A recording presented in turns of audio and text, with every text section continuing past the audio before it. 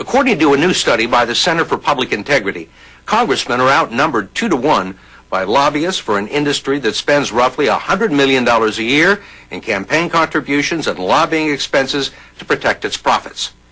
And one reason those profits have exceeded Wall Street's expectations is the Medicare prescription drug bill.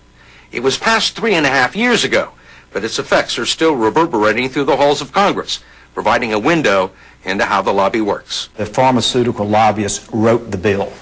The bill was over 1,000 pages, and it got to the members of the House that morning, and we voted for it at about 3 a.m. in the morning. At an estimated cost of just under $400 billion over 10 years, it was the largest entitlement program in more than 40 years.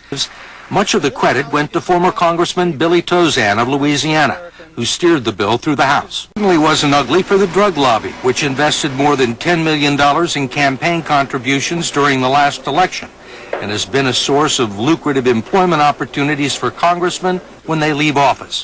Former Senators Dennis DeConcini and Steve Sims, and former congressmen like Tom Downey, Vic Fazio, Bill Paxson, and former House Minority Leader Robert Michael all registered as lobbyists for the drug industry and worked on the prescription drug bill. I can tell you that when the bill passed, there were better than 1,000 pharmaceutical lobbyists working on this. That the bill was stacked in their benefit, and it's probably also true that it was written by their lobbyists.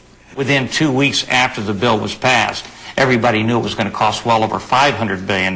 Many members of the Congress that voted for it said, I would never have voted for it had I known that. They misled us. I want to thank Tom Scully and the whole staff at HHS. Scully was the administration's lead negotiator on the prescription drug bill.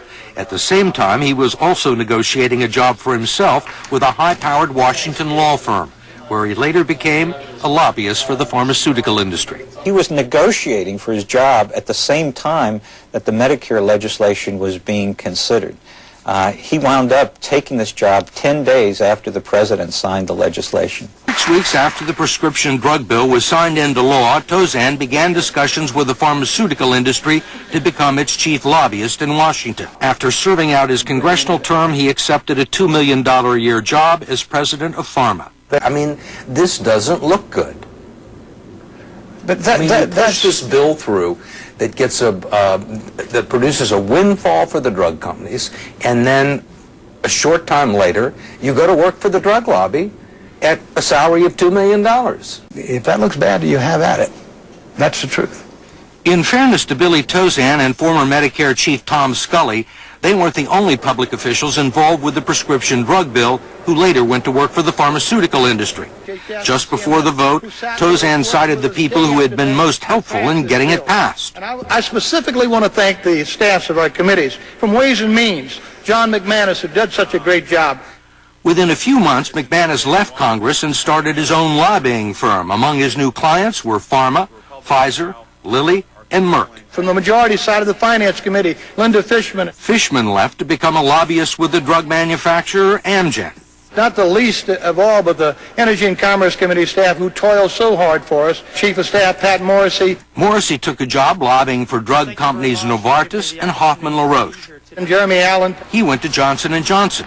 Kathleen Weldon and Jim Barnett. She went to lobby for Biogen, a biotech company. He left to lobby for Hoffman LaRoche. They did a marvelous job for this House, and we owe them a debt of thanks. Thank you all.